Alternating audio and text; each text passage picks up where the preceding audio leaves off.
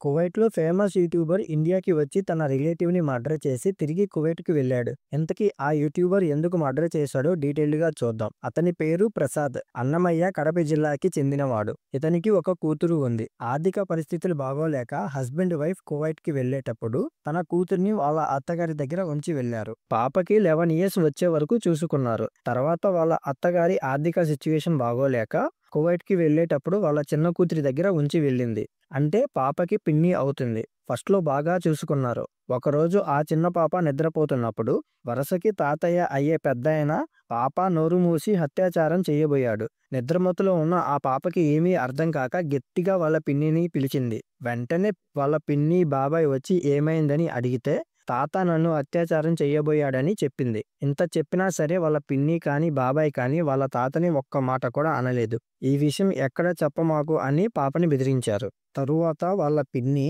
పాప అమ్మకి కాల్ చేసి మీ బిడ్డని చూసుకోవటానికి మా దగ్గర వసతి లేదు. మా ఫ్యామిలీలో గొడవలు అవుతున్నాయని కాల్ చేసి చెప్పింది. వెంటనే పాప అమ్మ ఇండియాకి వెళ్ళి కువైట్‌కి పాపని తీసుకువెళ్ళింది. వాళ్ళ అమ్మ బిడ్డని పక్కన కూర్చోపెట్టుకొని ఏం జరిగిందమ్మా నేను ఎవరికీ చెప్పను. భయపడకు అని అడగటంతో పాప జరిగిన విషయం మొత్తం చెప్పింది. వెంటనే పాప వాళ్ళ అమ్మ ఇండియాకి వచ్చి పోలీస్ స్టేషన్‌లో కంప్లెయింట్ చేసింది. పోలీసులు వాళ్ళని పిలిపించి ఒక్క మాట అనకుండా ఏదో 2 మాటలు తిట్టి మీ పాప జోలికి వాళ్ళు రారు అని వాళ్ళని పంపించేశారు. అదే రోజు నైటు పాప వాళ్ళ బంధువులకి వాళ్ళ పిన్ని ఫోన్ చేసి నా మీద, నా భర్త మీద, నా మామ మీద మా అక్క ఇలా కంప్లెయింట్ చేసింది. మేము పోలీసులకి లంచం ఇచ్చి బయటికి వచ్చామని చెప్పింది. వాళ్ళ పరువు, పాప పరువు తీసేశారు. ఇదంతా తెలిసిన పాప అమ్మ పోలీస్ స్టేషన్‌కి వెళ్లి పోలీస్ ఆఫీసర్స్‌కి చెప్తే వాళ్ళకి కాల్ చేసి మీరు మాకు మనీ ఇచ్చారా?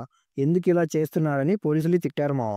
వెంటనే పాప పిన్ని పురుగుల మందు తాగి సూసైడ్ చేసుకోబోయింది. ఆమెని హాస్పిటల్‌లో చేర్చారు. ఈ ఇన్ఫర్మేషన్ ఎస్ఐకి తెలియటంతో పాప వాళ్ళ అమ్మతో మీ వల్లే మీ చెల్లి సూసైడ్ చేసుకోబోయింది. ఆమె డిశ్చార్జ్ అయ్యే వరకు మీరు కువైట్‌కి వెళ్ళకూడదు. ఒకవేళ ఆమెకి ఏదైనా జరిగితే మిమ్మల్ని పోలీస్ స్టేషన్‌లో వేస్తా అని పోలీసులు బెదిరించారు. ఆ తర్వాత ఆమె డిశ్చార్జ్ అయ్యింది. పాప వాళ్ళ అమ్మ నా బిడ్డకి అన్యాయం జరిగితే నన్నే అరెస్ట్ చేస్తామన్నారు. ఇంకా మాకు న్యాయం జరగదని పాప వాళ్ళ అమ్మ సూసైడ్ చేసుకుంది. ఎలాగోలా హాస్పిటల్‌కి తీసుకువెళ్లి బ్రతికించుకొని పాప నాన్న కువైట్‌కి తీసుకువెళ్లారు. ఇదంతా తెలుసుకున్న తండ్రి మనోవేదనతో నా బిడ్డకి ఇంత జరిగినా సరే ఎవరూ పట్టించుకోలేదు. నా బిడ్డకి నేనున్నా అని కువైట్‌లో వాళ్ళ సార్ దగ్గర 4 రోజులు లీవ్ తీసుకొని ఇండియాకి వచ్చి పాపని అత్యాచారం చేయబోయిన వ్యక్తిని చంపి తిరిగి కువైట్‌కి వెళ్ళాడు. ఇదంతా నా బిడ్డ కోసమే నేను చేశా. నేను చేసింది తప్పే అయితే ఇండియాకి వచ్చి సరెండర్ అవుతా.